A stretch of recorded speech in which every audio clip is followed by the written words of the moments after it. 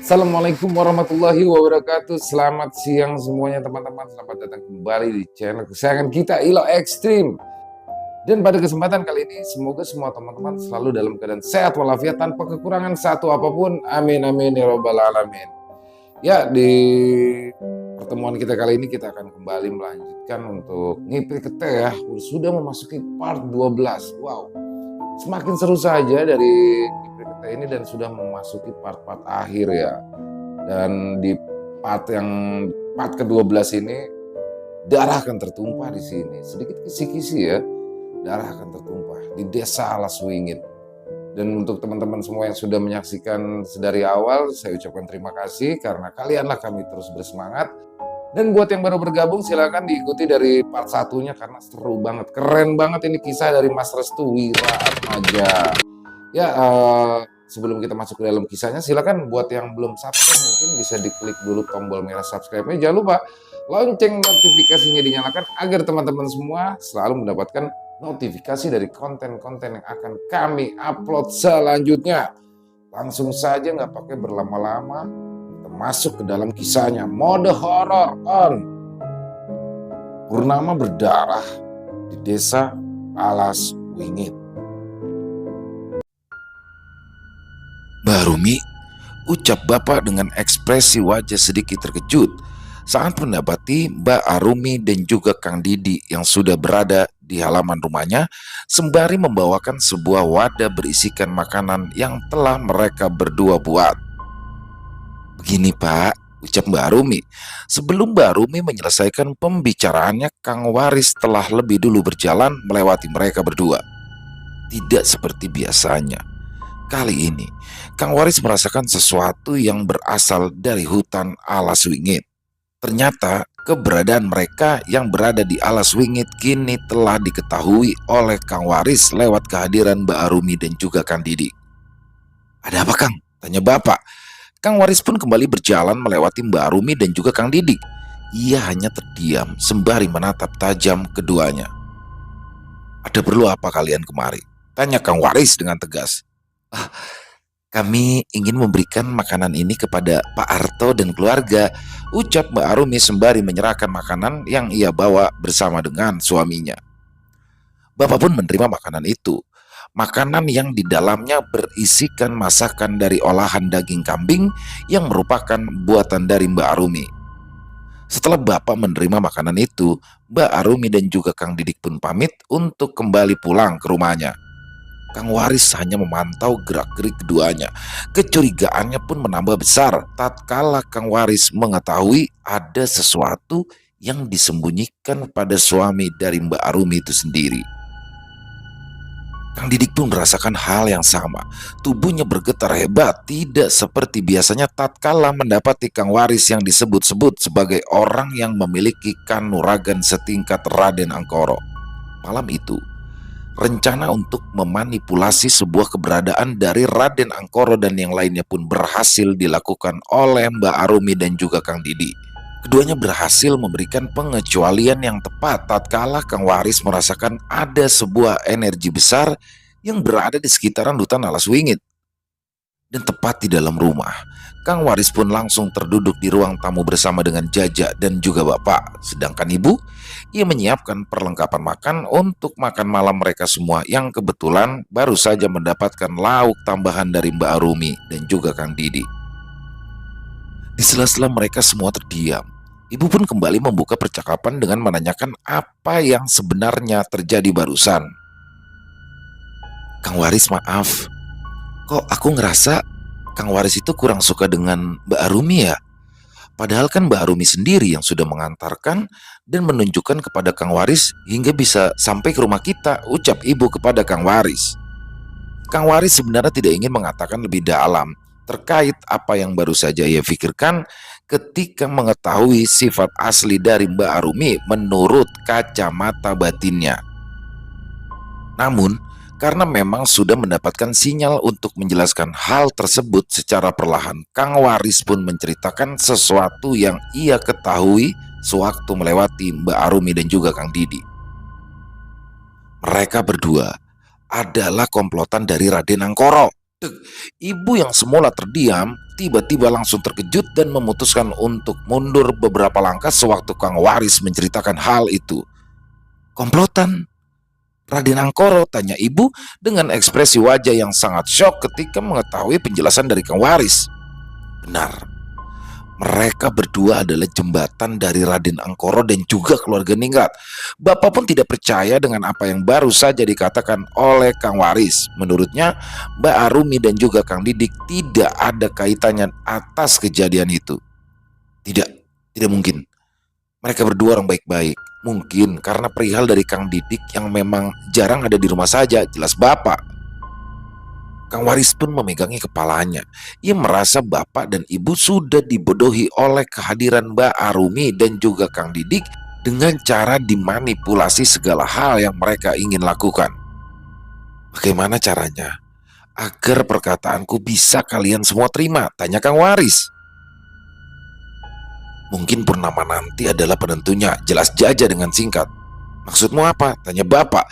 Jaja pun mulai memikirkan apa yang ia ketahui selama ini terkait dengan Raden Angkoro dan yang lainnya selama ia berada di pabrik. Beberapa hari lagi adalah malam bulan purnama.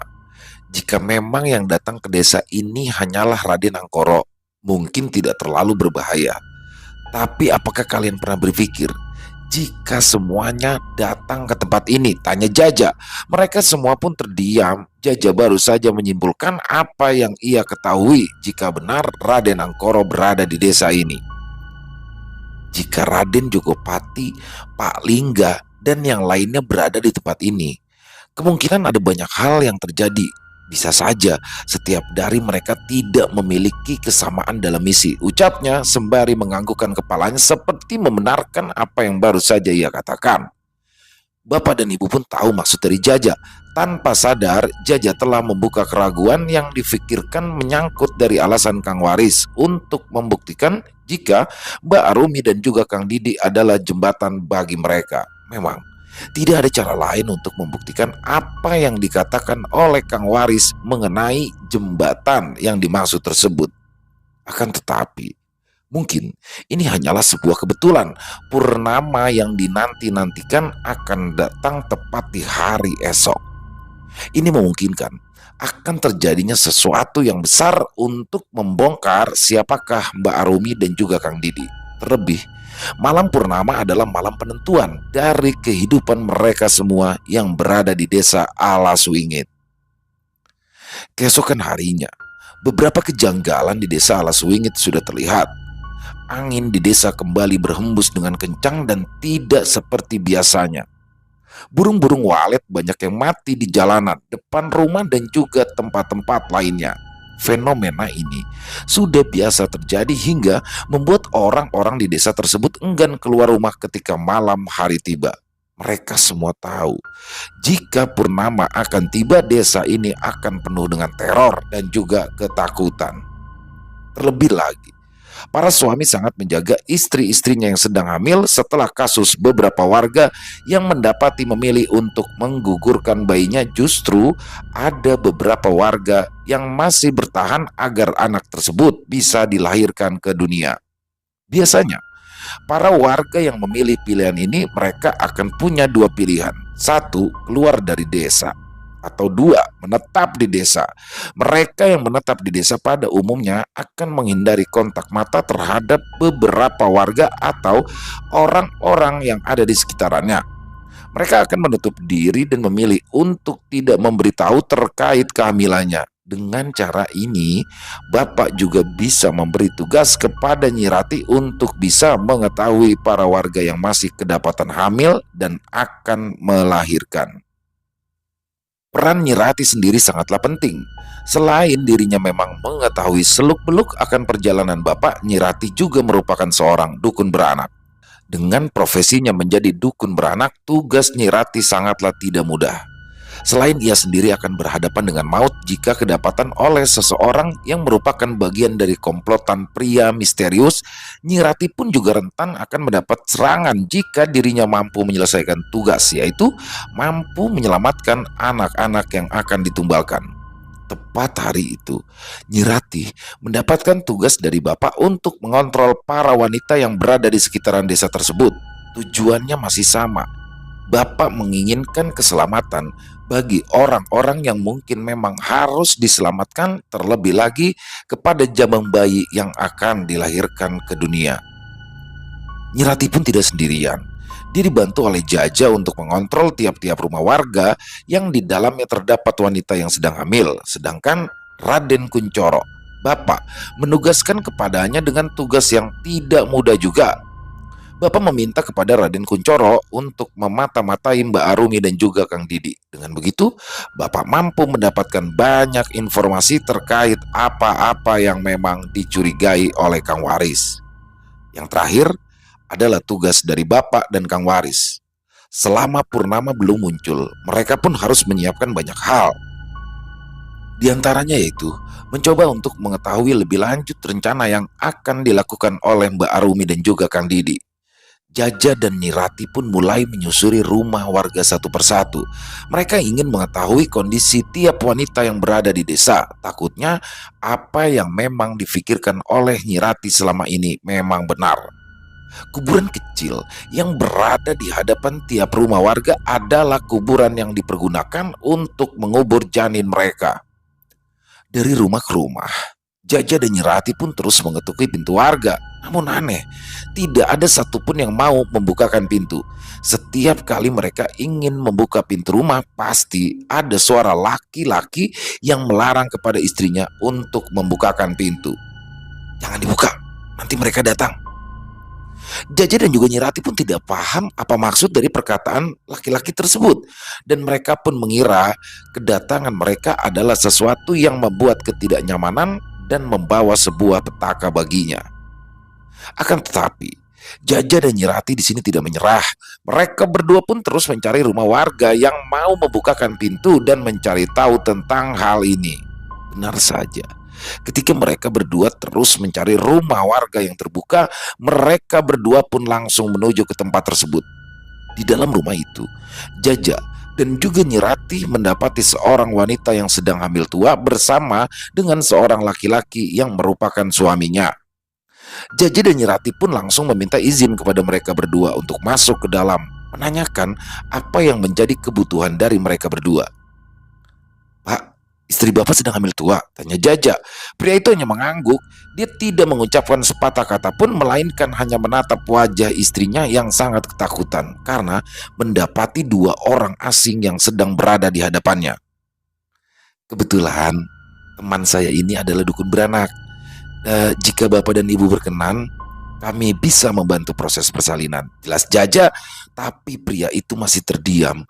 Dia belum mau mengucapkan sepatah kata pun untuk merespon tawaran yang Jaja berikan.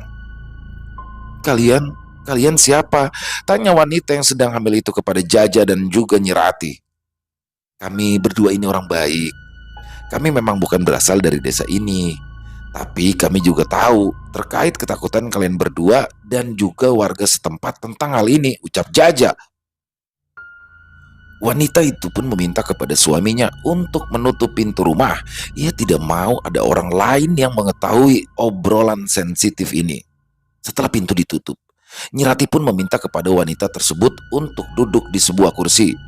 Ia ingin mengecek keadaan sang jabang bayi yang masih berada di dalam perut. Kebetulan, karena mendapati salah satu warga yang mau menerima mereka berdua, Jaja pun mencoba untuk memancing percakapan dengan menanyakan hal-hal terkait dengan para warga yang mana selalu menutup rumahnya sebelum malam purnama tiba. "Kalau boleh tahu, mengapa ya para warga di sini menutup pintu rumahnya sebelum malam purnama datang? Apa ada sesuatu yang akan terjadi di malam bulan purnama?" tanya Jaja.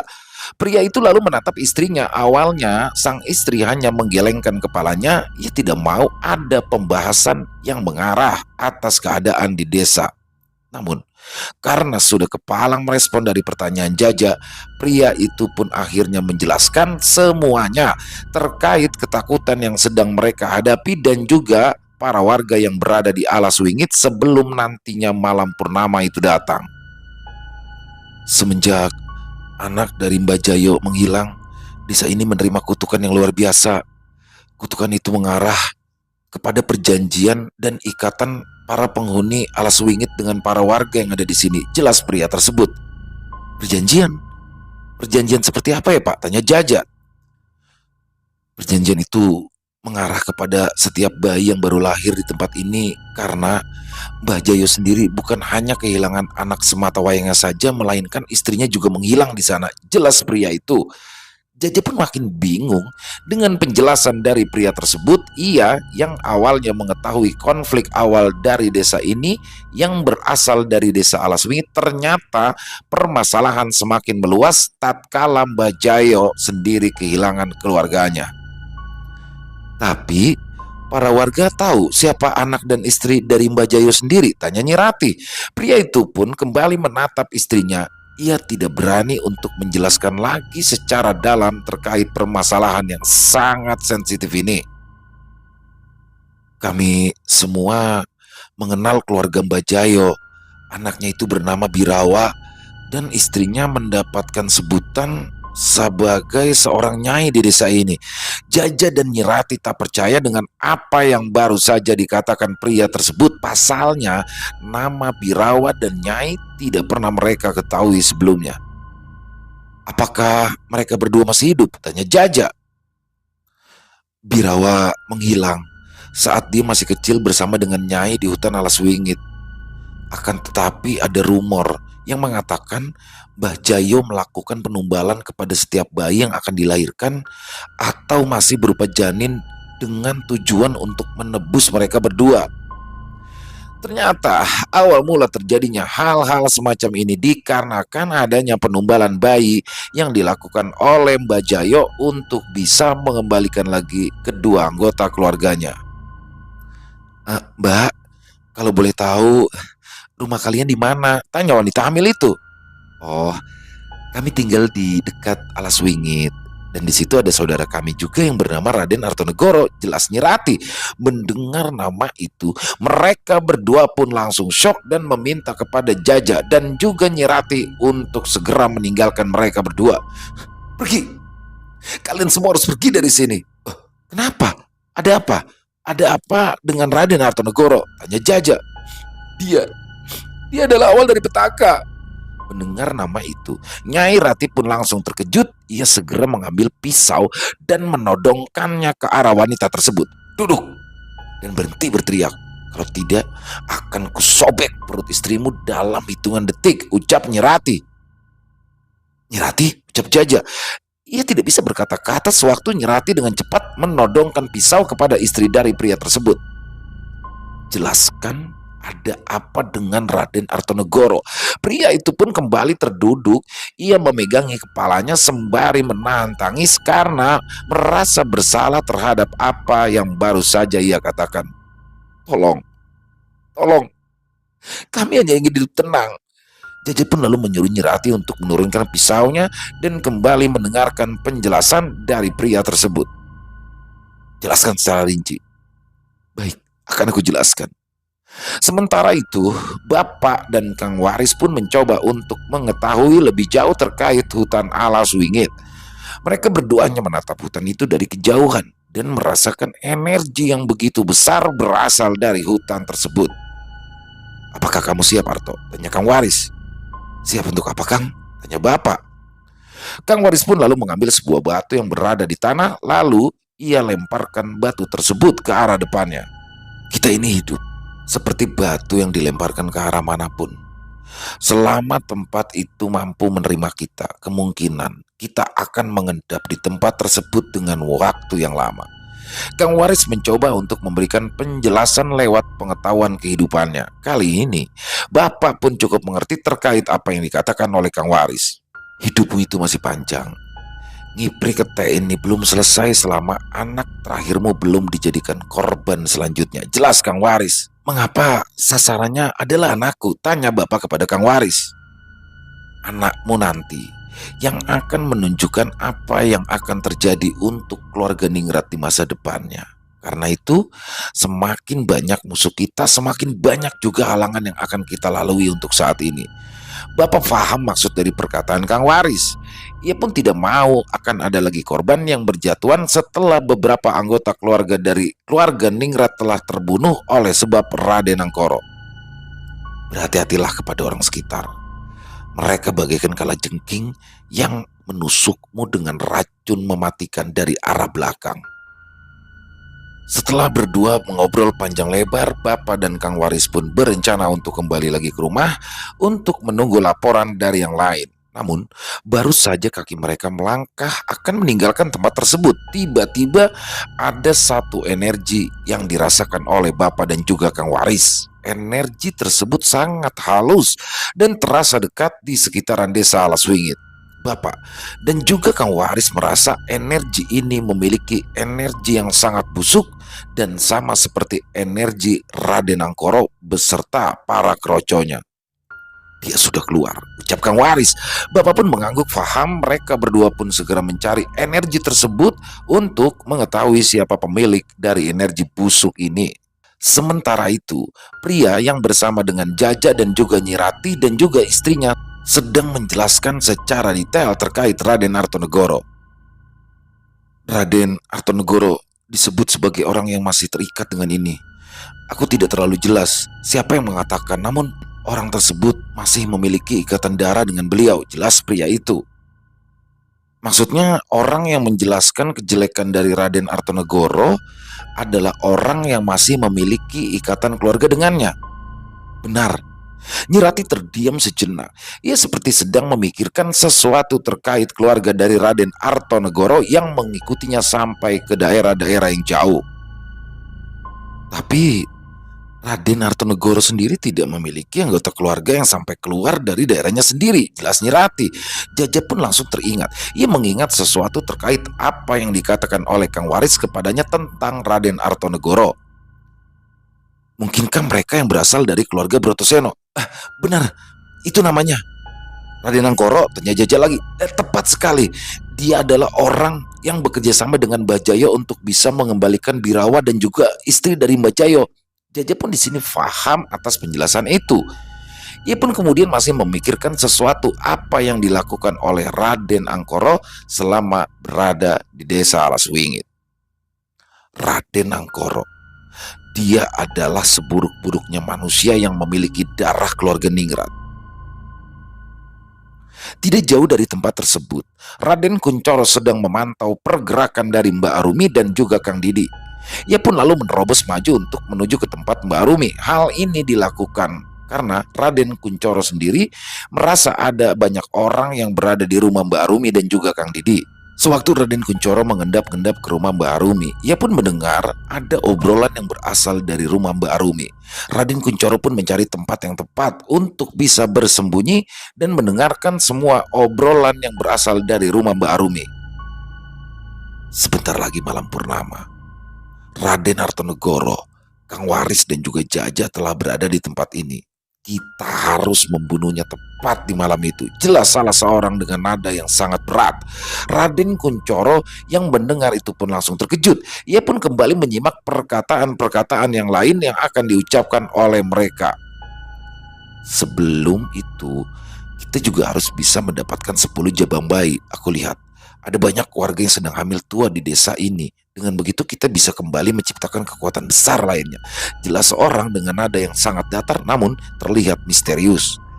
Obrolan pun masih berlanjut. Kali ini ada salah seorang yang meminta izin untuk pergi ke arah belakang rumah. Raden Kuncoro pun berhati-hati dan selalu waspada. Takutnya ada orang yang mengetahui keberadaan dirinya sedang mendengarkan obrolan sensitif ini. Bagaimana denganmu Palingga? Apa rencanamu saat ini? Tanya salah seorang kepada orang yang bernama Palingga tersebut. Ya, kita mesti mengikuti apa yang sudah dikatakan oleh Raden Jogopati. Aku hanya meminta kepada Arumi dan Didi untuk menyiapkan diri ketika malam purnama itu datang. Raden Kuncoro kembali terkejut, ternyata benar apa yang dipikirkannya. Mbak Arumi dan juga Kang Didi adalah sekutu dari orang-orang yang ingin membunuh Raden Artonegoro dan keluarganya beserta dengan Kang Waris. Begitu pula dengan Jaja. Ia pun mencukupkan diri untuk mendengarkan lebih lanjut terkait obrolan yang mengerikan ini. Raden Kuncoro merasa tidak kuat dengan obrolan yang baru saja dikatakan oleh mereka yang berasal dari dalam rumah Mbak Rumi dan juga Kang Didi. Akan tetapi ada yang aneh dengan tubuhnya. Ia merasa tubuhnya bergetar hebat seperti ada seseorang yang berada di belakang tubuhnya. Dan ketika Raden Kuncoro membalikkan badannya ke arah belakang, tiba-tiba seseorang dengan tubuh besar dan tinggi sedang berada di belakangnya sembari berkata, "Kenapa di luar? Mengapa tidak ikut masuk saja? Apakah informasinya sudah cukup untuk kau dapat?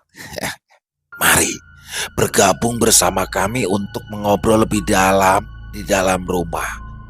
Sial, Raden Kuncoro ketahuan oleh seseorang yang berasal dari dalam rumah. Senyuman pria berbadan besar dan tinggi itu sangat mengerikan. Ternyata pria itu izin keluar dari obrolan untuk bisa mengetahui siapa yang berada di sekitaran rumah yang sedang menguping obrolan. Dalam hati Raden Kuncoro, orang ini, dia bukan orang sembarangan. Hanya terdiam. Itulah yang bisa dilakukan oleh Raden Kuncoro di saat mendapati seseorang yang memiliki aura pembunuh yang sangat mengerikan. Sorot matanya, wajahnya, dan cara dia menatap dan menggerakkan setiap bagian tubuhnya semuanya benar-benar seperti bukan layaknya manusia. Raden Kuncoro pun segera mencari alasan agar dirinya bisa selamat. Dia tidak tahu apa yang akan terjadi jika ia diseret masuk ke dalam rumah tersebut. Mari masuk, ucap pria itu sembari tersenyum. Aku hanya mampir saja, Mas.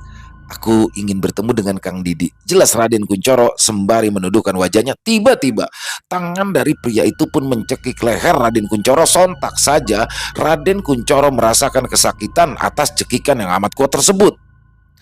Aku bisa mengetahui sesuatu yang tidak manusia biasa ketahui. Setiap kalimat yang berada di dalam pikiranmu, aku tahu. Aura kematian dari pria tersebut meluas hingga membuat tubuh Raden Artonegoro dan juga Kang Waris terhenti sejenak.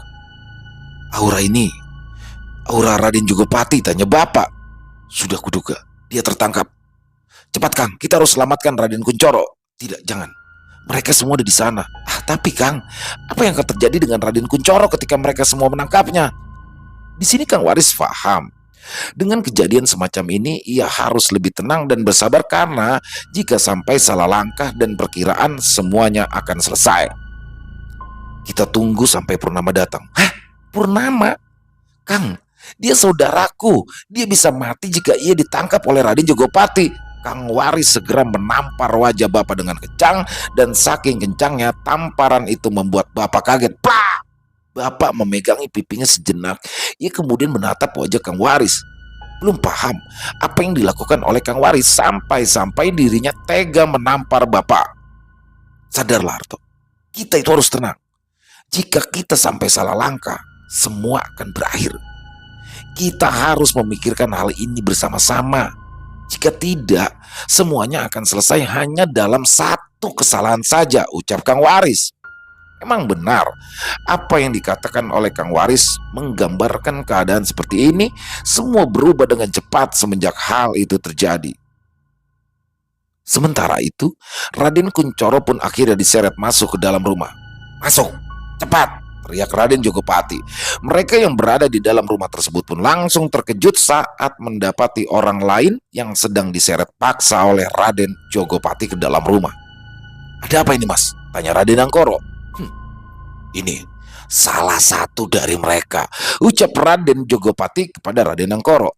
Mbak Arumi dan juga Kang Didik terkejut saat melihat Raden Kuncoro tertangkap basah oleh Raden Jogopati. Arumi, Didik, siapa orang ini? Tanya Raden Jogopati kepada mereka berdua. Raden Kuncoro menatap wajah Mbak Arumi dan juga Kang Didik. Ia pun kemudian tersenyum kepada mereka berdua seolah-olah mendapati sebuah rahasia yang selama ini tertutupi dengan halus. Dia ucap Mbak Arumi. Aku Raden Kuncoro. Aku saudara dari Raden Artonegoro. Kalian terkejut kan mendengar hal ini? Kalian semua adalah para iblis yang berwujud manusia. bajingan, ucap Raden Kunchoro dengan tegas. Tiba-tiba wajah dari Pak Lingga, Raden Angkoro dan juga Raden Jogopati tersenyum dengan lebar. Namun berbeda dengan 4 orang yang lainnya, yaitu Birawa, Mbak Arumi, Kang Didi, dan juga teman dari Jaja. Mereka semua justru menyayangkan hal tersebut. Dengan perlahan, Pak Lingga pun mendekati Raden Kunchoro lalu mengarahkan jarinya ke bagian dagu Raden Kunchoro sembari membisikkan sesuatu. Kamu salah masuk, Mas. Ini adalah perkumpulan orang-orang yang ingin membunuh Raden Artonegoro. Apa kamu mau ikut mati juga? Ucapnya. Keringat dingin pun mulai bercucuran di wajah Raden Kunchoro. Ia tidak menyangka jika omongannya itu berakibat fatal bagi dirinya sendiri. Palingga masih tersenyum di hadapan Raden Kunchoro.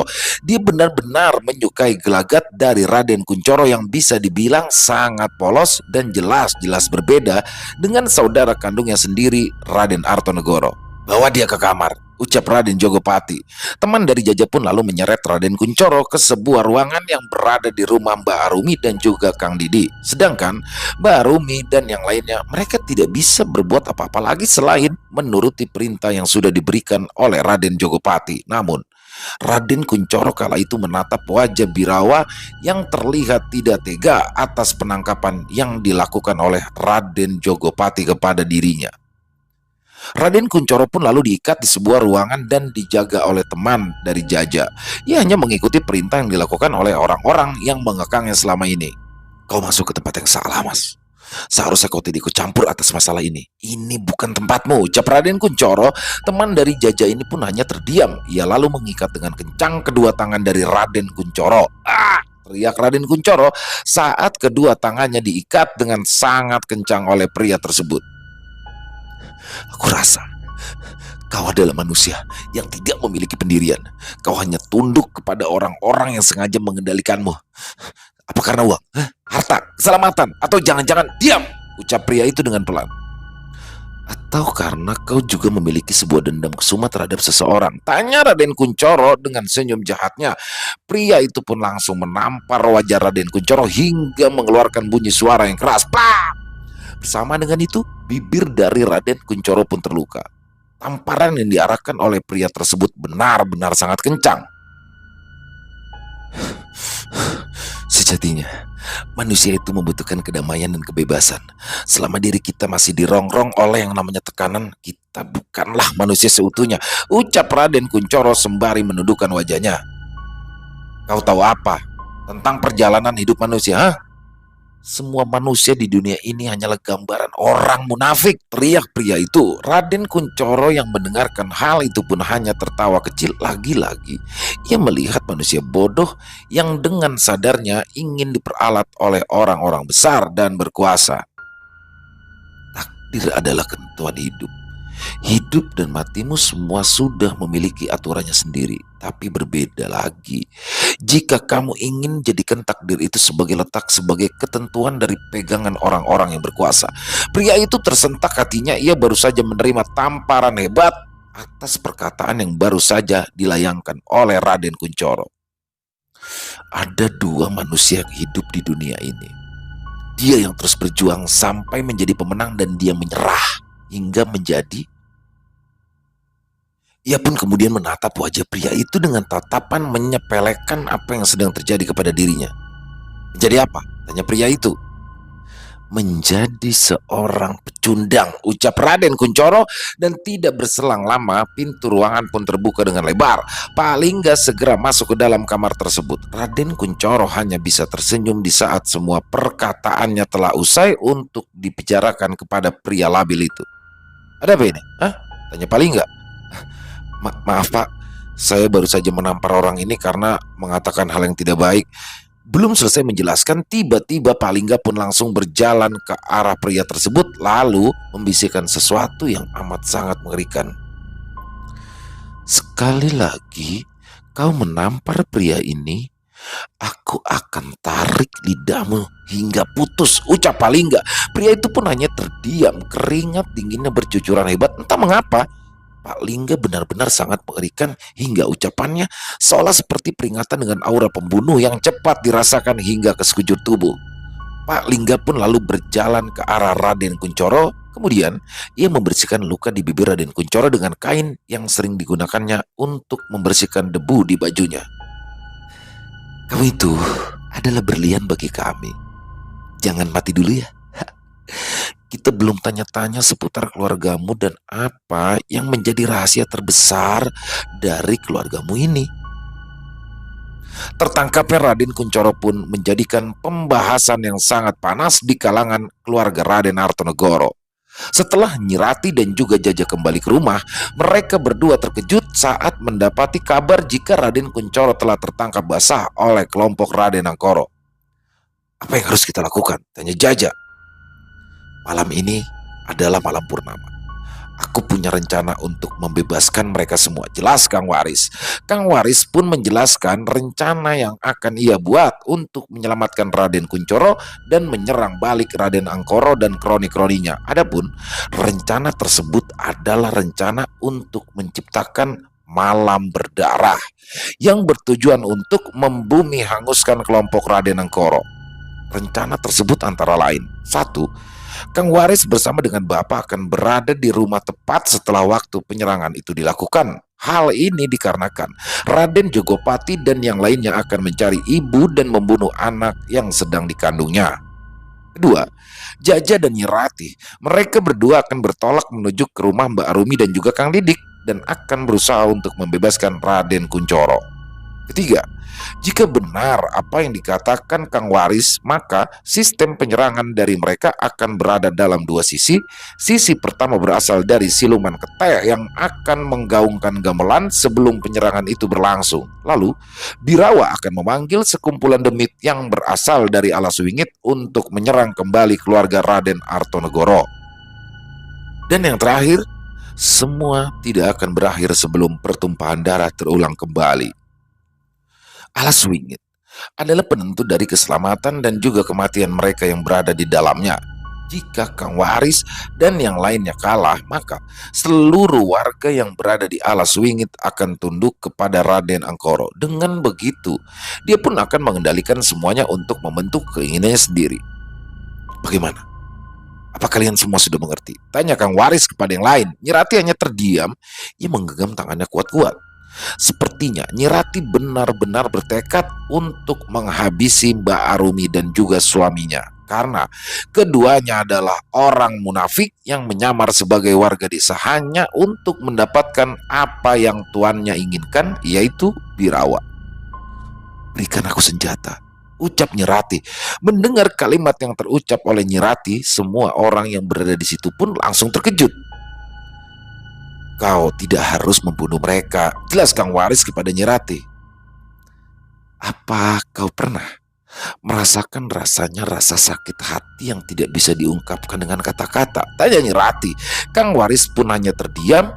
Ia pun kemudian masuk ke dalam rumah untuk mengambil sesuatu yang nantinya akan digunakan sebagai senjata dari Nyirati. Mbak, ucap ibu, aku akan menyelamatkan suamiku bagaimanapun caranya. Dan jika malam berdarah ini adalah takdir dan akhir dari kehidupanku, maka aku ingin mati bersama Raden Kuncoro, ucap Nyirati dengan tegas. Tidak lama kemudian, Kang Waris pun lalu keluar dari rumah. Ia mengambil sebilah pisau kecil yang di ujungnya sangat lancip dan sudah dioleskan oleh racun. Senjata ini dulunya digunakan untuk melawan orang-orang pemberontak di masa lalu. Lakukanlah jika kau ingin menyelamatkan suamimu, jelas Kang Waris. Nyirati pun lalu mengambil senjata tersebut. Kepercayaan dirinya kembali pulih. Darahnya benar-benar mengalir deras dan semangat untuk menghabisi orang-orang yang bersinggungan dengannya benar-benar terasa dari tatapan tajam mata Nyirati. Ingat, jika sudah menyelamatkan Raden Kuncoro, hindari pertumpahan darah, jelas Kang Waris. Bapak pun masih terdiam. Dia tahu orang-orangnya sangat sedikit, sangat mustahil untuk bisa lari dan selamat dari terkaman orang-orang yang ingin membunuhnya. Akan tetapi, atas misi menyelamatkan Raden Kuncoro, mereka semua seperti terbakar oleh api semangat untuk membunuh orang-orang yang selama ini terus-menerus mengganggu kehidupannya. Purnama telah terangkat ke atas langit. Cahayanya sangat cerah, namun di sisi-sisinya terdapat awan merah yang menggambarkan sebuah tragedi yang akan terjadi di malam ini. Kami berangkat dulu, jelas Jaja. Jaja dan Nyirati pun lalu berangkat secara sembunyi-sembunyi untuk menuju ke rumah Mbak Arumi. Namun, sebelum mereka berangkat, mereka berdua mendengarkan sesuatu yang mengerikan yang berasal dari alas wingit. Suara itu seperti suara yang terdengar sebelum penyerangan pertama yang dilakukan oleh pria misterius ke rumah Bapak. "Kang," ucap Bapak, "kita mesti siap." Jelas Kang Waris. Jaja dan Nyirati pun tetap melanjutkan perjalanan walaupun mereka berdua merasa takut dengan suara mengerikan itu. Mereka tidak memiliki pilihan lagi selain segera menyelamatkan Raden Kunchoro. Kang Waris dan Bapak pun segera mengatur strategi untuk menghindari kesalahan yang sama saat mereka tidak bisa menyelamatkan Mbak Ina dan yang lainnya, termasuk juga Mas Cipto, korban terakhir dari penyerangan yang dilakukan oleh Raden Angkoro dan juga Palingga. Mereka tidak ingin pertumpahan darah terjadi kepada keluarga dan golongannya. Bapak pun juga meminta kepada ibu untuk terus bersembunyi bersama dengan Mas Rahardian sebelum semuanya selesai. "Bu, ibu di sini saja bersama Mas Rahardian. Aku dan juga Kang Waris. Kami berdua akan melindungi rumah ini dan mencegah mereka untuk bisa masuk ke dalam rumah," jelas Bapak. "Aku takut, Pak," jelas ibu. "Tenang, Bu, tenang. Semuanya akan berjalan sesuai rencana. Jangan keluar sebelum aba-aba dariku," jelas Bapak kepada ibu. Ibu pun hanya mengangguk, "Faham, Bapak." Lalu kemudian menutup lemari dan menguncinya dari arah luar. Ia percaya jika semua akan baik-baik saja selama semuanya berjalan sesuai dengan rencana. Dan saat Bapak meninggalkan kamar, tiba-tiba hal yang terjadi secara cepat. Suara gamelan pun langsung berbunyi di sekitaran rumah. Lampu rumah langsung mati dalam sekejap. Suara monyet-monyet mulai terdengar di atap rumah. Bapak pun berjaga-jaga. Dia tidak mau jika penyerangan itu lebih cepat jauh dari perkiraannya. Sembari mengeluarkan pisau yang telah lama diberikan oleh Kang Waris, Bapak pun lalu mengarahkan pisau itu ke arah depan dengan tujuan untuk berjaga. Akan tetapi, saat dirinya ingin keluar dari rumah, tiba-tiba ada sesuatu yang menarik tangannya hingga terjatuh. Brak! Dan ternyata orang yang menarik tangan Bapak adalah Kang Waris. Ia sengaja menarik tangan Bapak karena di depan rumah sudah berkumpul monyet-monyet yang siap untuk melakukan ritual. "Kang," tanya Bapak. "Shh, Raden Jogopati ada di sini," jelas Kang Waris sembari menyuruh kepada Bapak untuk diam. Dan tidak berselang lama, pintu depan tiba-tiba saja terbuka. Lalu suara kincringan pun terdengar dengan sangat jelas. Bapak dan juga Kang Waris melihat dengan jelas sosok siluman monyet yang masuk ke dalam rumah. Sorot matanya menyala dan bersinar di dalam kegelapan ruangan tersebut. Bulu-bulunya yang berwarna putih hingga taring di mulutnya yang besar seolah-olah menggambarkan bahwa sosok itu benar-benar sedang marah. Sosok itu berjalan ke arah yang berbeda dari tempat di mana ibu disembunyikan. Kang Waris dan juga Bapak masih cukup tenang karena sosok tersebut tidak berada di dekatnya. Akan tetapi tidak lama kemudian terdengarlah suara teriakan yang berasal dari kamar ibu. Bapak dan Kang Waris pun segera menuju ke ruangan ibu. Namun mereka berdua pun langsung menghentikan langkahnya ketika sosok siluman monyet itu sedang mengangkat tubuh Mas Rahardian hanya dengan satu tangan. "Rardian!" teriak Bapak. Namun sosok siluman monyet itu pun segera mengeluarkan suara yang begitu menyakitkan di telinga mereka semua. Kang Waris mencoba untuk maju ke arah depan. Akan tetapi baru satu langkah saja ia ingin maju, sosok siluman monyet itu menggertak seperti memberikan pantangan kepada Kang Waris agar tidak maju ke arah depan. Bapak mulai kebingungan. Ia pun segera menanyakan kepada Kang Waris apa yang harus dilakukan untuk bisa menyelamatkan anaknya. Tak berselang lama, dari dalam kamar itu terdengar suara wanita yang begitu mengerikan. "Lepaskan cucuku." Wanita itu pun langsung muncul tepat di belakang sosok siluman monyet. Lalu ia pun menjatuhkan Mas Rahardian dan menuju ke arah sosok wanita tersebut. Sosok siluman monyet itu berteriak kencang hingga teriakannya pun membuat orang yang mendengarnya langsung menutup rapat-rapat telinga. Ibu segera mengambil kesempatan itu untuk segera meraih Mas Rahardian yang kala itu sudah menangis kencang karena tangannya kesakitan. "Kita semua harus keluar dari sini," teriak Kang Waris saat melihat kisruh antara sosok siluman monyet dengan sosok wanita misterius yang bisa jadi itu adalah khodam pendamping yang memang dimiliki oleh Mas Rahardian. Sebelum mereka pergi, sosok wanita tersebut menyeret siluman monyet itu hingga menuju ke portal dimensi lain. Sepertinya mereka berdua benar-benar sedang bertaruh. Akhirnya, mereka pun segera keluar dari rumah untuk segera menyelamatkan diri. Akan tetapi, saat mereka baru saja keluar dari pintu, tiba-tiba ada seorang pria dengan menggunakan pakaian yang sering bapak dan yang lainnya ketahui. "Kau?" tanya bapak. "Ya." Dia adalah pria misterius yang bernama Birawa. Entah mengapa, dirinya kini sudah berada di hadapan rumah bapak. "Tenang, aku tidak akan menyerang kalian," jelas Birawa. Bapak dan yang lainnya sempat tidak percaya dengan apa yang baru saja dikatakan oleh Birawa. Dengan ungkapan semacam itu, tampaknya ada sesuatu yang merubah pikiran Birawa sampai-sampai dirinya dengan yakin tidak ingin melakukan penyerangan kepada bapak. "Saudaramu sedang ditawan di rumah Arumi. Aku sudah menyiapkan rencana penyelamatan untuknya. Akan tetapi, orang pemerintahan itu menjaganya dengan ketat."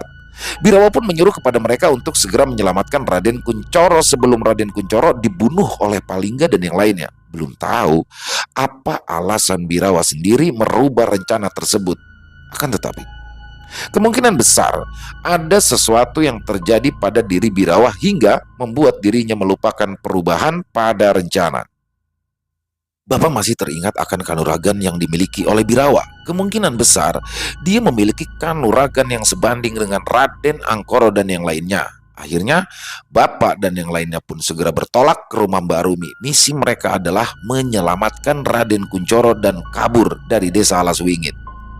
Bersamaan dengan itu, Jaja dan juga Nyirati telah lebih dulu masuk ke dalam rumah Mbak Rumi melewati pintu belakang. Mereka berdua juga heran mengapa pintu belakang rumah Mbak Rumi tidak terkunci sedangkan semua pintu lainnya benar-benar terkunci dengan rapat. Nyirati dan Jaja pun terus mencari keberadaan Raden Kuncoro. Dan saat dimana dirinya sedang mencari-cari keberadaan Raden Kuncoro, tiba-tiba kaki dari Nyirati ditarik oleh sesuatu hingga tubuhnya pun terjatuh dan diseret ke sebuah ruangan. "Nyi!" teriak Jaja. Nyirati mencoba untuk menahan tarikan itu dengan cara memegangi daun pintu. Dan tiba-tiba, brak! Kepala Nyirati ditimpuk sesuatu dari arah belakang. Ia pun pingsan dan perlahan tubuhnya menghilang di ruangan tersebut. Jaja yang melihat hal itu pun tidak bisa berbuat apa-apa. Kini misi penyelamatan Raden Kuncoro benar-benar tidak sesuai dengan apa yang ia pikirkan sebelumnya. Dan tidak berselang lama, dari ruangan tersebut keluarlah seseorang sembari menyeret kayu balok di lantai. "Siapa kamu? Di mana Nyirati? Raden Kuncoro? Di mana kau menyembunyikan mereka berdua?" tanya Jaja. Setelah sosok itu keluar dari ruangan, tatapan Jaja langsung tercengang di saat ia melihat orang yang berada di hadapannya. Sekarang ternyata adalah temannya sendiri yang berasal dari pabrik bawang tempat dulu ia bekerja. "Masmo," ucap Jaja. "Gimana kabarmu, Ja?" ucap Masmo. Jaja masih tidak percaya jika dirinya akan bertemu dengan Masmo. Namun yang membuat dirinya benar-benar tidak yakin jika itu yaitu Masmo adalah orang yang memukul kepala Nyirati dengan menggunakan balok tersebut. "Tenang, tenang Ja. Saat ini mereka berdua aman," jelas Masmo kepada Jaja. "Maksudmu?" tanya Jaja. "Ada Palingga yang sedang menjaganya." Dari kejauhan terdengarlah suara langkah kaki yang berasal dari ruangan tersebut. Jaja merasakan ada yang tidak beres dengan suara langkah kaki tersebut.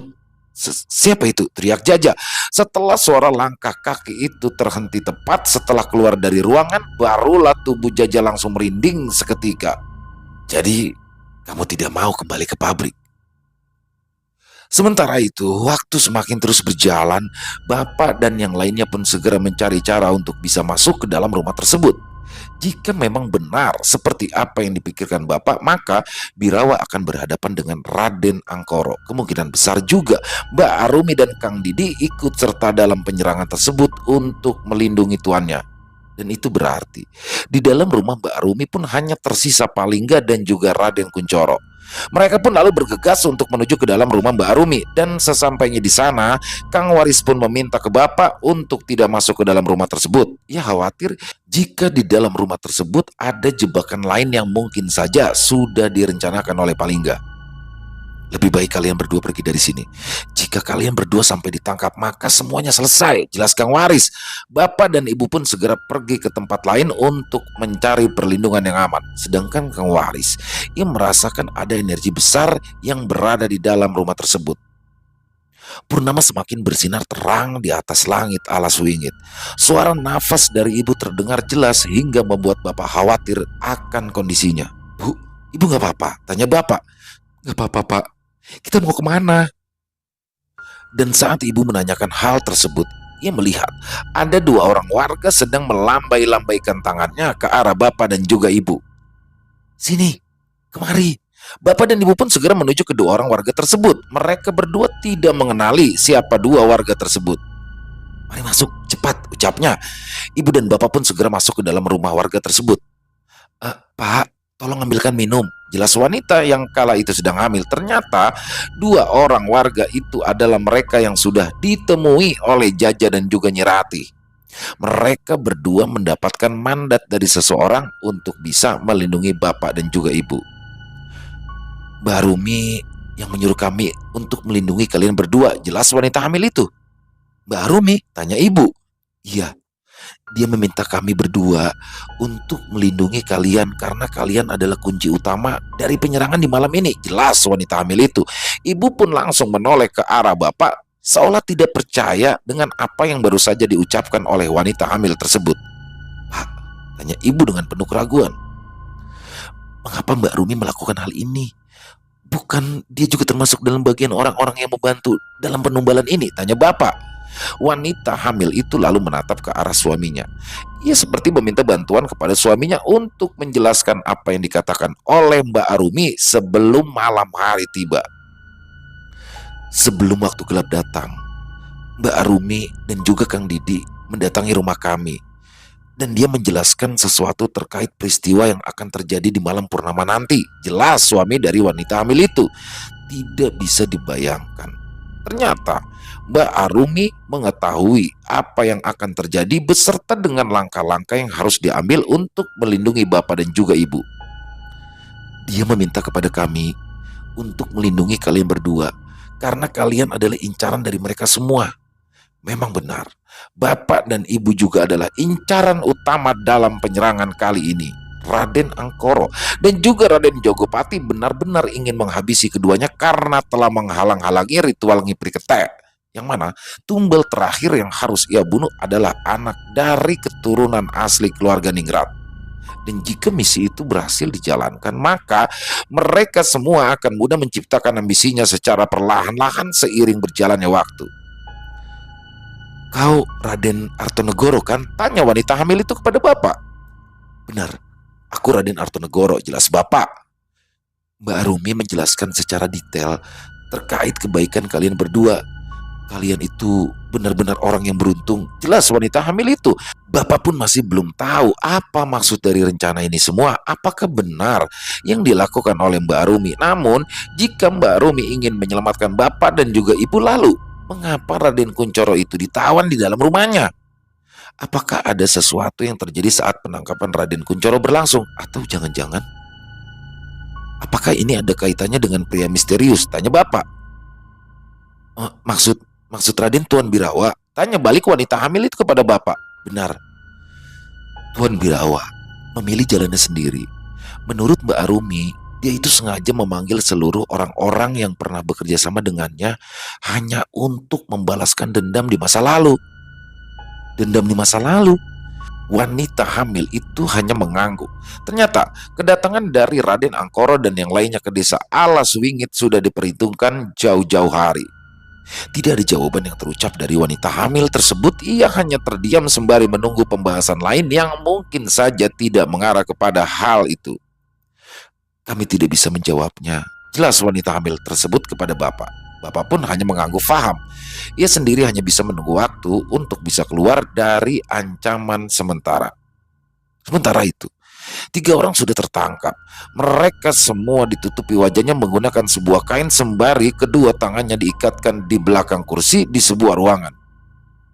Arumi, di mana tuanmu itu? Tanya Raden Angkoro. Maaf mas, Tadi beliau itu keluar sebentar menuju hutan alas wingit. Katanya ingin memanggil Nyai. Jelas Mbak Arumi. Bagus. Sudah 3 tawanan yang kita tangkap. Kini tinggal Arto dan istrinya saja yang belum. Jelas Raden Angkoro. Di ruangan tersebut kini sudah berkumpul 5 orang yang kemungkinan besar ikut berkecimpung dalam penyerangan di malam purnama. Mereka adalah Mbak Arumi, Kang Didi, Masmo, Pak Lingga, dan juga Raden Angkoro. Kelimanya seperti menunggu sesuatu untuk diselesaikan secara bersama-sama. Aku keluar sebentar, ucap Raden Angkoro kepada yang lainnya. Raden Angkoro pun keluar dari ruangan tersebut. Entah apa yang ingin ia lakukan, tapi sepertinya Raden Angkoro ingin melakukan sesuatu sembari menunggu Birawa. Lepaskan, lepaskan kami, teriak Nyirati. Pak Lingga yang mendengar rintihan permintaan tolong itu pun langsung tertawa kencang. Ia seperti menikmati hal-hal yang sudah pernah terjadi di saat ritual di pabrik bawang tersebut.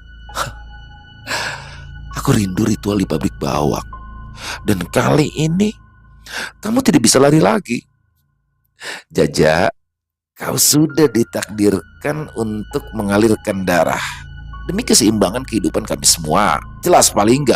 Pak Lingga pun kemudian berjalan keluar dari ruangan. Namun sebelum dirinya keluar, Pak Lingga meminta kepada Masmo untuk menyiksa ketiganya dengan cara memecut bagian kaki dan tangan ketiga tawanan tersebut. Pecut mereka semua sampai tangisannya berubah menjadi air mata darah. Jelas Pak Lingga kepada Masmo sembari berjalan keluar dari ruangan. Masmo pun hanya mengangguk faham. Ia pun kemudian mengambil sebuah pecut yang berada di dinding ruangan tersebut. Jaja, kan sudah kubilang, kamu itu jangan lari dari pabrik.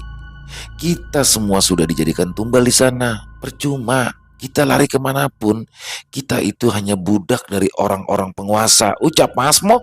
Ia pun kemudian melepaskan kain yang menutupi kepala Jaja. Sepertinya Masmo sangat rindu dengan wajah ketakutan yang tergambar di wajah Jaja. Maaf ya, Ja, aku ingin hidup juga. Katanya sih kalau aku bisa bunuh kamu, secara kamu adalah orang yang berpengaruh besar karena mengetahui ritual. Jadi kamu harus aku singkirkan agar aku bisa terbebas dari kontrak tumbal seumur hidup ini. Senyum Masmo. Jaja pun menatap tajam wajah Masmo. Ia benar-benar sangat benci dengan ekspresi Masmo yang seolah menyatu dengan sifat iblis di dalam hati, pikiran dan juga tingkah lakunya saat ini. Ada kata-kata terakhir nggak, Ja?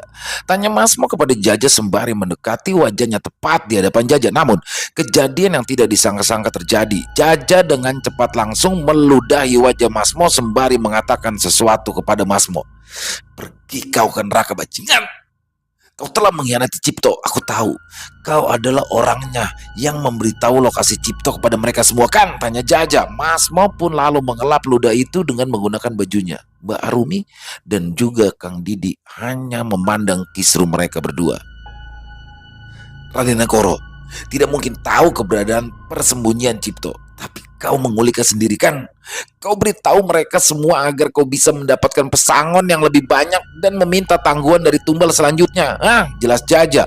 Masmo pun tersenyum lebar. Ia kemudian tertawa mendengar perkataan yang baru saja dijelaskan oleh Jaja kepadanya terkait masa-masa di mana dirinya membocorkan rahasia dari tempat persembunyian Cipto sewaktu tumbal di pabrik bawang itu berjatuhan. Akhirnya kau sadar juga, Ja. Padahal aku sendiri tidak pernah memberitahu hal ini kepada siapapun. Tapi apakah kau tahu, menjadi bawahan dari orang-orang berkuasa itu adalah kenikmatan yang tiada tanding. Kamu bisa bermain dengan wanita sebanyak-banyaknya.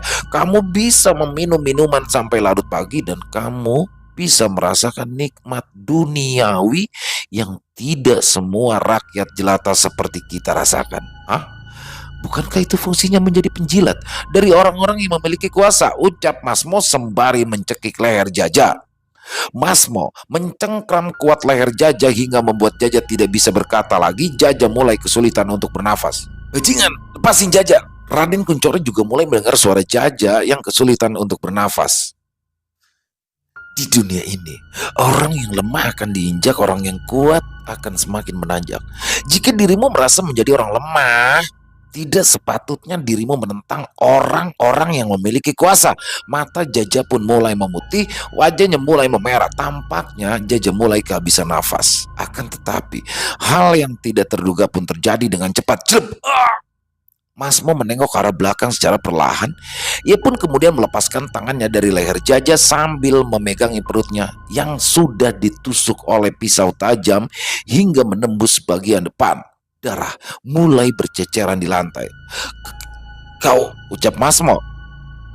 Tidak sepatutnya manusia yang diciptakan dari tanah memiliki sifat setinggi langit. Jika kamu merasa dirimu tercipta oleh tanah, jangan berlagak seperti langit yang tinggi, ucap Mbak Arumi kepada Masmo. Ya, Mbak Arumi menusuk perut Masmo hingga membuat Masmo tewas di tempat. Melihat hal tersebut, Jaja pun tidak bisa berkata apa-apa. Mbak Arumi, ucap Jaja. Jaja, apa yang terjadi? Tanya Nyi Rati.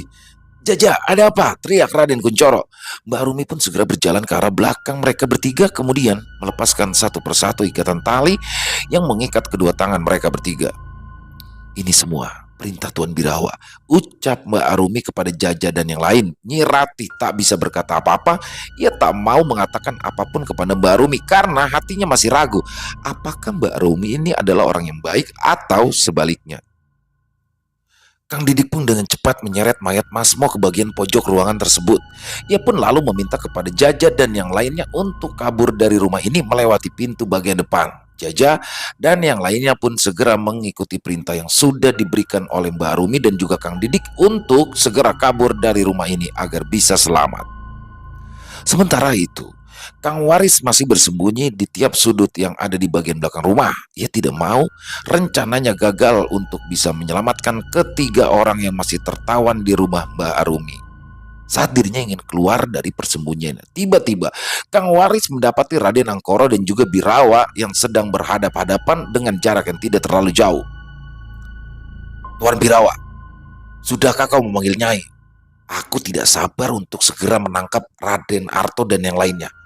Jika mereka tertangkap, kau bisa mengembalikan ibu dan juga ayahmu dalam keadaan hidup, jelas Raden Angkoro dengan senang. Akan tetapi, Birawa pun langsung mengeluarkan energi yang besar. Ia seperti tidak ingin ada basa-basi di antara pertemuan kali ini. Apa yang kau lakukan? Tanya Raden Angkoro. Raden Angkoro, penerus dari keluarga Brotoseno. Bukankah kau tahu? Alas Wingit ini tercipta dari rasa marah dan juga rintihan tangisan seorang anak dan ibu yang menghilang di hutan sana. Apa kau lupa? Dulu, ayahku bekerja sama denganmu hanya untuk menciptakan jin kala ireng keinginanmu. Jelas Birawa kepada Raden Angkoro. Ternyata jin kala ireng adalah hasil pertukaran antara Birawa dan juga ibunya di hutan Alas Wingit. Sedangkan Nyai yang dimaksud adalah sosok dari ibu Birawa yang benar-benar diciptakan oleh Mbah Jayo untuk menarik Birawa yang memang masih terjebak di hutan Alas Wingit. Raden Angkoro hanya terdiam. Dia tidak bisa berkata apa-apa sewaktu kartu asnya sudah dibuka oleh Birawa. Ibuku mati karena itu. Aku pun tersiksa di alam sana. Dan jin kala ireng yang menjadi pertukaran kami berdua hanya dijadikan rencana busukmu untuk menguasai pesugihan Trahningratmu seorang. Tanpa kau sadar, bayi-bayi yang lahir harus diserahkan ke sana hanya untuk dijadikan makanan jin kala ireng. Jika tidak diberi makan, maka mereka yang berasal dari hutan Alas Wingit, mereka semua akan membumi hanguskan seluruh warga yang ada di sini.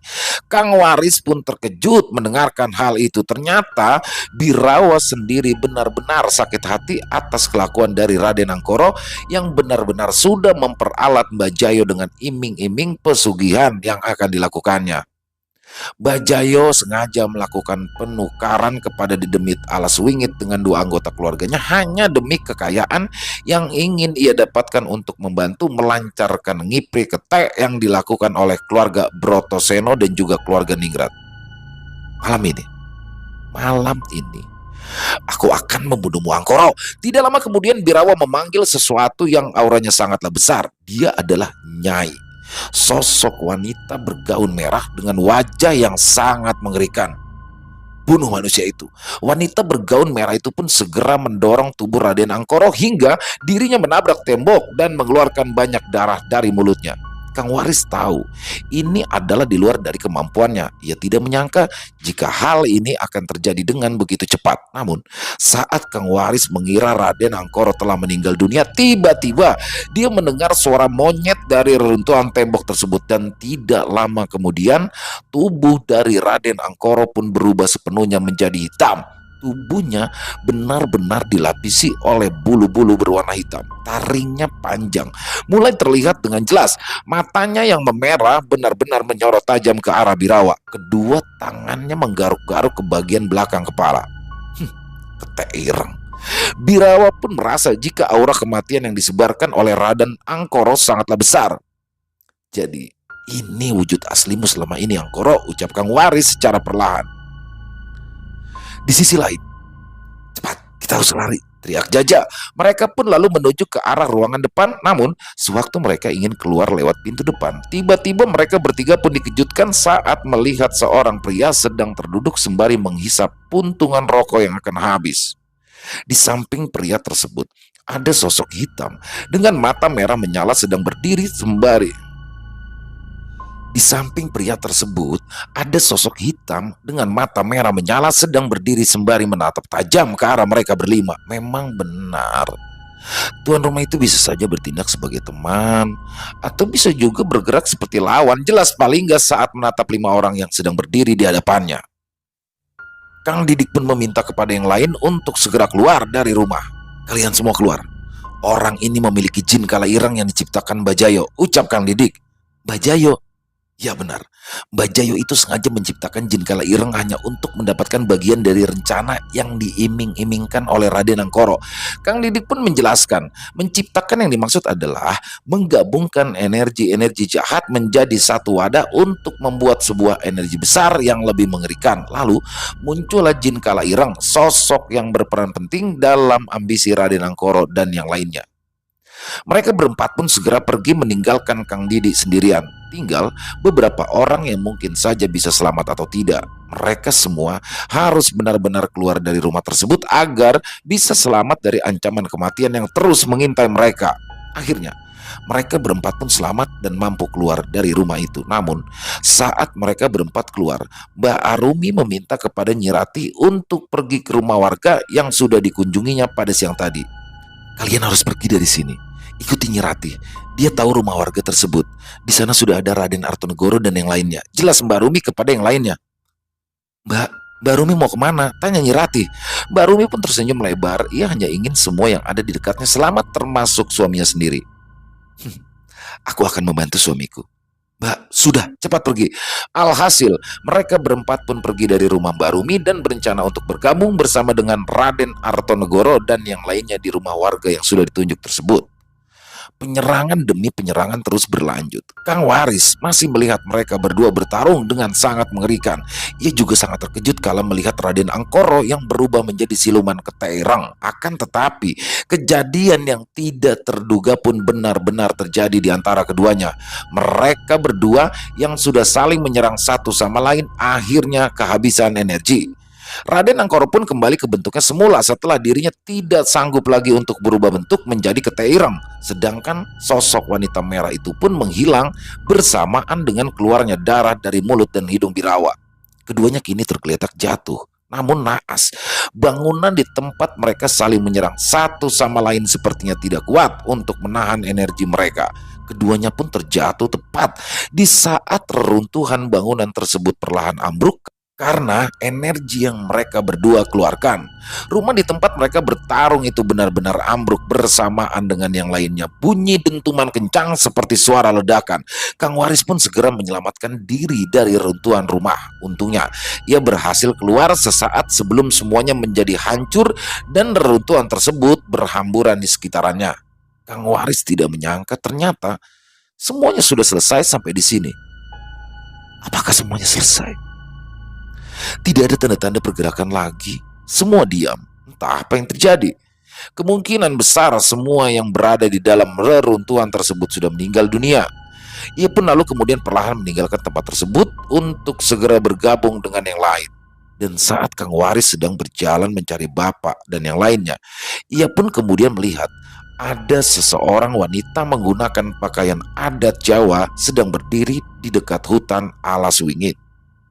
Wanita itu sedang memegangi kepala orang yang tidak begitu jelas wajahnya karena sudah menghitam dan tidak berbentuk lagi. Dan tidak lama kemudian wanita tersebut menghilang bersamaan dengan munculnya kabut di sekitaran hutan alas wingit. Kang Waris pun terus berjalan sembari memanggil-manggil nama bapak. Arto, Arto. Dari kejauhan, salah satu pintu rumah warga terbuka dan dari dalam rumah tersebut keluarlah seorang pria dengan perawakan yang sangat familiar. Kang, sini Kang.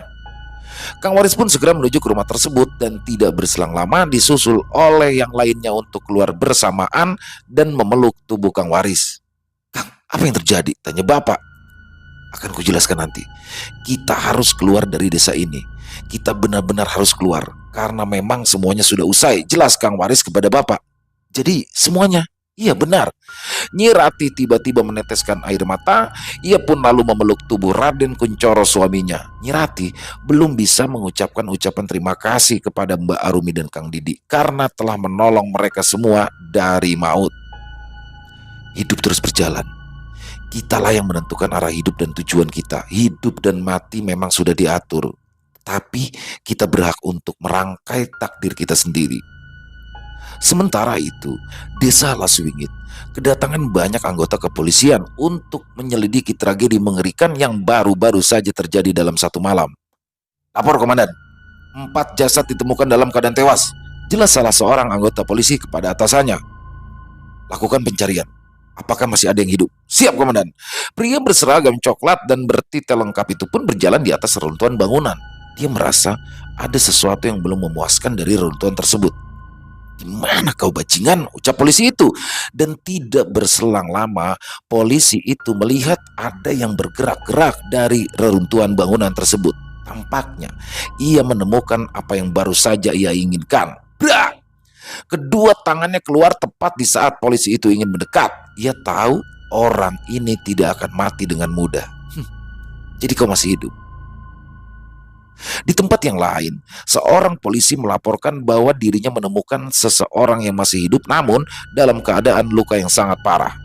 Lapor Komandan, ada seseorang yang baru saja ditemukan hidup lagi. Jelas polisi yang melaporkan tersebut kepada atasannya. Baik, ambil juga yang ini. Dia masih hidup. Ucapnya sembari menunjuk sesuatu yang benar-benar di luar nalar manusia. Hah? Polisi itu langsung terkejut di saat melihat seorang manusia mengeluarkan kedua tangannya dengan tegak di atas reruntuhan bangunan. Semuanya sesuai dengan perkiraannya. Hanya saja masih ada satu orang yang belum ia temukan. Mungkinkah? Dari kejauhan, ada beberapa orang polisi membawa kantong jenazah dari sebuah hutan yang ada jauh dari tempat kejadian. Dan karena penasaran, ia pun ingin melihat siapa yang ada di dalam kantong jenazah tersebut. Coba aku lihat, ucapnya. Silakan Dan. Ia pun segera membuka kantong jenazah tersebut. Dan saat dirinya membuka resleting kantong jenazah itu, ia pun sangat terkejut saat melihat kepala dari jenazah tersebut telah menghilang. Di mana kepalanya? Tanya komandan polisi tersebut kepada anggotanya yang menemukan. Kami belum menemukannya. Ya sudah, cepat, bawa ke ambulan. Segera otopsi jenazah ini. Siap Komandan. Komandan polisi itu pun mulai merasakan kekhawatiran. Ia takut jika apa yang selama ini ia pikirkan benar-benar terjadi. Apakah dia sudah mati? Dan saat komandan polisi itu menengok ke arah hutan, ia pun kemudian memergoki seorang wanita yang terlihat menggunakan kemben atau pakaian adat Jawa sedang berdiri di dekat pepohonan sembari memegangi sebuah kepala manusia. Jangan-jangan wanita tersebut pun tersenyum lebar. Ia kemudian menghilang tepat di saat kabut kembali menutup hutan tersebut. Desa Alaswingit, desa yang penuh dengan tragedi, kematian, teror, dan hal-hal yang tidak terduga. Semuanya menjadi satu di dalam kisah perjalanan Raden Artonegoro dan yang lain. Pesugihan ini tidak akan selesai sebelum 2 syarat ini terselesaikan. 1. Incaran dari Raden Angkoro dan yang lainnya tewas dan dijadikan tumbal untuk ritual pesugihan Ngipli Ketek. Yang kedua, semua yang terikat dari pesugihan ini akan mati secara bertahap dan apa yang direncanakan hancur lebur alias batal. Ini adalah babak baru dari kisah pesugihan keluarga Ningrat setelah kejadian dari Alas Wingit. Raden Artonegoro dan yang lainnya pun bermukim di sebuah tempat yang berdekatan dengan sungai yang dimana aliran sungai tersebut merupakan pertemuan dari dua sungai yang diyakini sebagai tempat yang biasa orang-orang sekitar lakukan untuk mencari petuah ataupun kekayaan. Masyarakat di sana sudah tidak asing lagi dengan orang-orang yang menjadikan sungai tersebut sebagai tempat berendam untuk mendatangkan wangsit atau keinginan yang mereka perlukan demi kepentingan duniawi. Akan tetapi, ada harga yang sangat mahal untuk bisa mendapatkan itu semua. Mereka harus menyerahkan tumbal di tiap kali permintaannya. Mereka menyebutnya sebagai tumbal tali mongso. Sing kena isoroto, awak ora iso apa-apa, mati rasa. Yang kena bisa semuanya, badan tidak bisa bergerak sama sekali, mati rasa. Selesai. Wow, luar biasa kisahnya. Ini makin seru ya. Dan ini mungkin harapan kita ya. Jadi setelah sekian panjang, disinilah harapan kita, dan di antara komplotan Raden Angkoro CS ini akhirnya, dan di komplotan Desa Alas Wingit ternyata wow, Birawa, Arumi, Kang Didi, di mana yang sebelumnya dikira, termasuk saya mengira mereka akan mencelakakan, ternyata mereka lah justru menjadi penyelamat. Dan ternyata hubungan antara Desa Alas Wingit dengan pesugihan Ngepri Kete ini sangat erat, di mana jin Kala Ireng ternyata dicipta oleh Mbah Jayo selaku sesepuh di Desa Alas Wingit untuk kemudian dijadikan pegangan oleh Raden Angkoro. Di mana tadi juga disebutkan wujud asli dari Raden Angkoro yang menjadi ini ya, Kete Ireng. Jadi monyet hitam sosok yang sesungguhnya. Dan menarik lagi nih, semakin menarik untuk part ke-13 nanti. Apakah yang kan di terakhir itu kan polisi ya, pihak kepolisian menemukan beberapa jenazah. Siapa aja sih jenazah itu? Total ada 5 jenazah yang ditemukan di sana, dan siapa aja dari 5 ini. Mungkin teman-teman sih pasti udah nebak ya siapa aja, tapi dan karena total musuh itu lebih dari itu. Jadi siapakah kelimanya ini, dan apakah ada yang selamat? Dan kemanakah Raden Artonegoro beserta Raden Kuncoro dan Kang Waris dan lain-lain mengungsi dari Desa Alas Wingit? Pokoknya makin seru lagi, dan kita saksiin besok aja ya. Pokoknya jangan sampai ketinggalan satu part pun, dan ini mendekati akhir. Saya kasih clue deh, 2 part lagi besok ya. Oke, itu aja teman-teman, semoga bisa menghibur semua teman-teman, khususnya para penikmat, para pecinta horor, dan lebih khususnya lagi kepada para subscriber dari Ilo Extreme. Sekali lagi kami ucapkan terima kasih buat teman-teman yang sudah mengikuti dari awal, yang sudah mendukung kami dari ketiga channel kami ya, dari Extreme Movie, Ilo Bercerita, Ilo Extreme, karena kalianlah kami terus berkarya. Ya, yang buat yang mau nulis komen silakan bisa dituliskan di kolom komentar, ataupun sekedar saling menyapa silakan, insya Allah kami akan membalasnya satu persatu. Dan buat yang suka dengan videonya, bisa diklik tombol jempolnya, tombol like-nya, bisa juga dibantu share ya linknya ke teman-temannya, ke saudara-saudaranya atau yang lain, agar juga ikut terhibur dengan kisah ini. Dan yang belum subscribe, klik dulu tombol merah subscribe-nya, loncengnya juga diklik juga, agar teman-teman selalu mendapatkan notifikasi dari konten-konten Ilo Extreme yang diupload setiap hari jam 1 siang. Jadi Ilo Extreme ini setiap hari jam 1 siang. Di malam harinya jam 7 malam itu ada Extreme Movie yang upload setiap hari juga setiap jam 7 malam. Lalu yang terakhir ada Ilo Bercerita yang diupload setiap hari jam 10 malam. Jadi hanya 3 channel kita, dan selain itu berarti bukan. Pastikan itu bukan channel resmi kita. Dan buat teman-teman mungkin yang mau kirim-kirim kisah ya, yang punya pengalaman horor misteri yang berdasarkan kisah nyata, yang berdasarkan pengalaman pribadi, boleh dikirimkan ke kita. Yang bisa melalui tulisan boleh, melalui voice note, rekaman suara boleh, bebas ya, senyaman teman-teman. Ke nomor telepon yang ada di bawah sini 0878 4509 4752. Ya, itu aja. Dan yang sudah mengirimkan kisah kami ucapkan terima kasih, dan yang sudah mengirimkan kisah tapi belum dibawakan ya, harap bersabar karena memang harus melalui proses penggarapan terlebih dahulu. Ya itu aja, saya Ilo mohon maaf apabila dalam pembawaan kisah tadi ada kata-kata saya yang salah atau ada kata-kata saya mungkin yang kurang berkenan di hati teman-teman. Saya mohon dibukakan pintu maaf yang seluas-luasnya karena saya hanyalah manusia biasa, tempatnya salah dan dosa. Dan sampai jumpa lagi di konten-konten kami selanjutnya yang pasti tidak kalah seru, yang pasti tidak kalah horor, masih bersama saya Ilo di Ilo Ekstrim. Salam sehat, sukses selalu untuk kita semua. Amin amin ya robbal alamin. Wassalamualaikum warahmatullahi wabarakatuh.